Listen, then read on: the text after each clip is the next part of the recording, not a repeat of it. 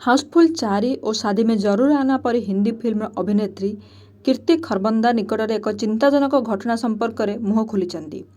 ତାଙ୍କର ଏକ କନ୍ନଡ଼ ଫିଲ୍ମର ସୁଟିଂ ଅବସରରେ ସେ ରହୁଥିବା ହୋଟେଲରେ ଏକ ଗୁପ୍ତ କ୍ୟାମେରା ଖଞ୍ଜା ଯାଇଥିଲା। ଏହା ଦେଖି ସେ ପ୍ରଥମେ ଛାନିଆ ହୋଇପଡ଼ିଥିଲେ। ତାଙ୍କ ମନ ଆତଙ୍କିତ ହେବାକୁ ଲାଗିଥିଲା। ସୌଭାଗ୍ୟକୁ ତାହାକୁ ଟିଭି ସେଟ୍ଅପ୍ ବକ୍ସ ପଛରେ ରଖାଯାଇଥିବାରୁ ତାକୁ ସେ ସହଜରେ ଠାବ କରିପାରିଥିଲେ।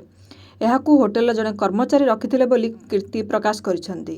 ମହିଳାମାନଙ୍କର ମନଖୋଲା ଅନୁଭୂତି ବଖାଣିବାର ମଞ୍ଚ ହାଉସ୍ ବାଟରଫ୍ଲାଏରେ ନିଜର ହୋଟେଲ ରହଣି ବେଳର ଅଭ୍ୟାସ ବିଷୟରେ କହି କୀର୍ତ୍ତି ସଭିଙ୍କୁ ସଚେତନତାର ବାର୍ତ୍ତା ବାଣ୍ଟିଛନ୍ତି।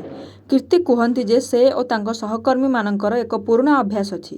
ସେ ଯେବେ ବି ହୋଟେଲରେ ରୁହନ୍ତି ପ୍ରଥମେ ଗୁପ୍ତ କ୍ୟାମେରା ଲାଗିଥିବା ଆଶଙ୍କାରେ ରୁମ୍‌ଗୁଡ଼ିକୁ ତନ୍ନ ତନ୍ନ କରି ତଲାସ କରନ୍ତି। ସେଦିନ ମଧ୍ୟ ସୁଟିଂ ସେଟ୍‌କୁ ଯିବା ପୂର୍ବରୁ ତଲାସିବା ବେଳେ କ୍ୟାମେରାଟିଏ ଧରାପଡ଼ିଥିଲା। ଏ ସମ୍ପର୍କରେ ସେମାନେ ହୋଟେଲ କର୍ତ୍ତୃପକ୍ଷଙ୍କୁ ଜଣାଇଥିଲେ ଏବଂ କଥାକୁ ଆଉ ଆଗକୁ ବଢ଼ିବାକୁ ଦେଇନଥିଲେ। 2016ରେ ହିନ୍ଦୀ ଫିଲ୍ମ ରାଜ୍ ରିବୁଟ୍ ମାଧ୍ୟମରେ ବଲିଉଡକୁ ପ୍ରବେଶ କରିଥିଲେ କୀର୍ତ୍ତି।